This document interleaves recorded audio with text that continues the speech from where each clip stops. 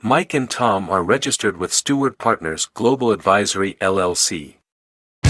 Common Sense Finance with Mike Wiginton and Tom Farrell of HL Wiginton Capital Management, an independent investment and financial planning firm in downtown Jasper.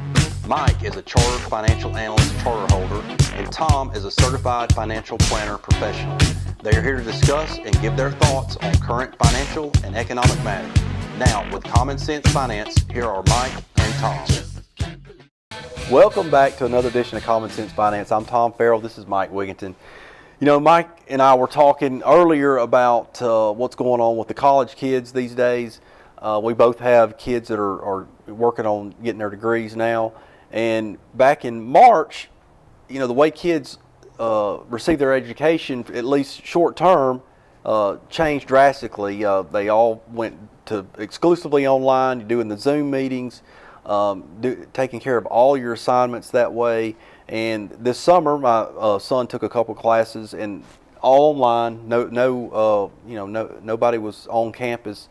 And I think going back this fall, it's going to be a similar situation where they may have some kids in the classroom. They may do some of that, but there's also going to be a lot of online education as well. So that goes back to a lot of conversations we've had about the way that our kids and grandkids will be doing things going forward, and this may be something that really accelerated that, especially in the education space. No question about it, and a lot of people that will hear this will recognize right off the bat the conversation, because we've had the same conversation so many times, that starts out with, do you think the iPhone 8 was the last advancement in information technology? And it's just a conversation about how technology is changing every aspect of our lives. That's the way you commute or transport, the way you receive health care, the way you're going to get education, the way you communicate with other people. And I believe that this coronavirus, the situation with that in our country has exposed a number of things,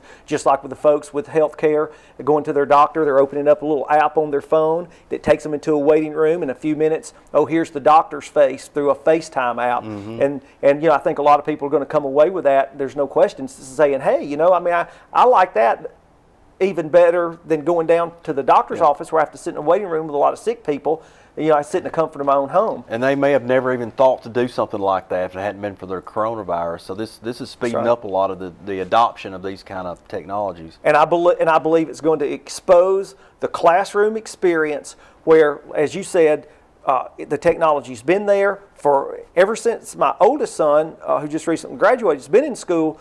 When they came in, they had to buy a code, sometimes a CD, a code, so they could get online and access the material for the class. Right. Sometimes that was in lieu of a book, sometimes not. You bought the book also. And that's a 3-figure invoice on that. It's not like it's a $12 passcode. And so the point is they're having to go out and get it for themselves, do the work themselves. They're getting taught in what we would say is a non-traditional way. Mm-hmm. And I think that people are going to look at this, a lot of folks are going to look at this and say, really, do I need to pay that gigantic bill when I could get this in a much cheaper method online, just as effective? And I think you mentioned the idea of like a finance professor syndicating their lecture, which I think if it is already happening and is going to continue to happen. Sure, absolutely. I mean, why pay 30 different professors if you're a large university system with multiple schools when you can pay one to do the lectures and get them out there to the students? So it makes sense. And these are just our opinions on this, and I will tell you that I think that there's not another space on the planet, another sector on the planet that deserves to be disrupted as much as the public education sector does. And so I certainly hope that happens. Yeah. And again, some folks might find this radical, but I think folks that are in the know and look at this say, yeah, it's coming, and it's long overdue, as a matter of fact. Yeah, and for the parents and grandparents that may be looking at the expense of helping a child through school, this may be something that you want to maybe do a little bit more research on and sure, just stuff that you might need to be aware of. So with that said, thanks for joining us, and we'll see you next time.